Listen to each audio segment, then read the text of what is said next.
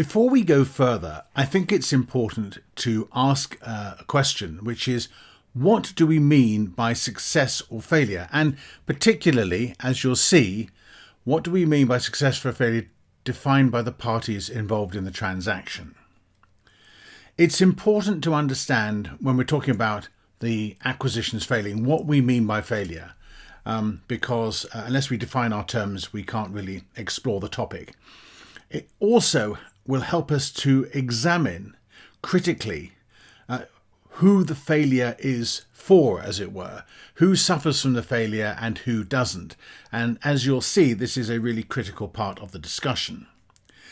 So deals fail when the combination of the two businesses lead to reduced sales or profits for either or both parties to the deal. In essence, value is destroyed. Now, the investment bankers, and I speak as an ex-investment banker, will have prepared sales and profits forecasts, which are not realised in the deal. Of course, this may be an issue with the forecasts rather than the businesses, but the deal parameters are often set and negotiated based on these forecasts. In many instances, buyers pay a control premium for the seller, for the company they want to buy in the deal.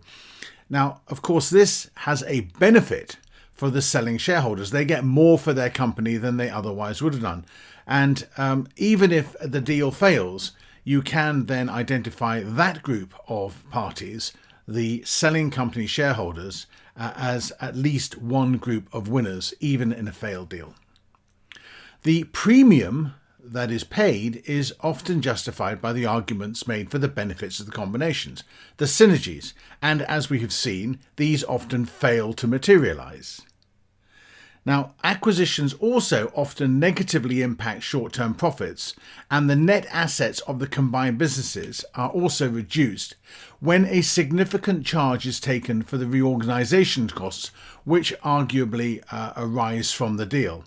This is also known as the kitchen sink strategy, basically enabling the charge to be written back to profits in succeeding years, thereby flattering the profits in what otherwise would have been seen as a failed deal. And you certainly need to look out for large reorganisation costs in any transaction. You will also hear that acquisitions are going to be accretive to profits, that is to say, earnings per share will increase in subsequent years as a result of the deal. Now, without going into the detail of accounting, this simply may, of course, be down to the application of larger amounts of capital, which can increase earnings per share.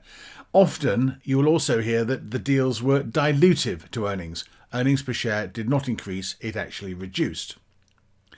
Now, if you take a more stringent view on how you measure success, then you might want to look at the return on capital employed or the return on invested capital as a better measure than earnings per share, although seldom will you see this done in investment banks or in actual deal announcements. And in practice, very often, neither measure is improved. So we see that measuring failure is actually relatively straightforward. You can see what the parameters are, and because the justifications for the deal are often trumpeted by the buyer and its advisors, it's relatively easy to measure whether these are achieved or not. Now, we've seen that often the selling company shareholders benefit from a premium price for the deal. They're in the winners group. So who loses? Well, the principal answer to that question is the buying company's shareholders, because shareholder value is destroyed by deals that fail. In simple terms, the companies are worth less in combination over time than separately.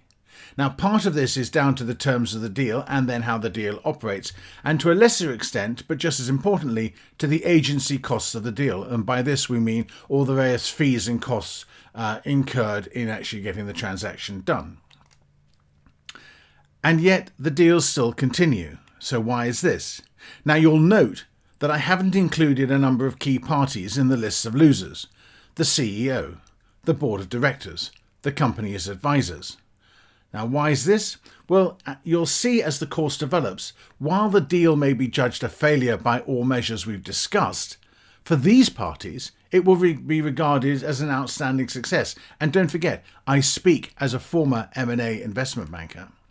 So what do we mean by success or failure? Well, in essence, we're talking about the destruction of shareholder value. But even when that happens, as you're going to see, it can still be a successful deal for a number of the parties to the transaction. And this is the crux of the problem.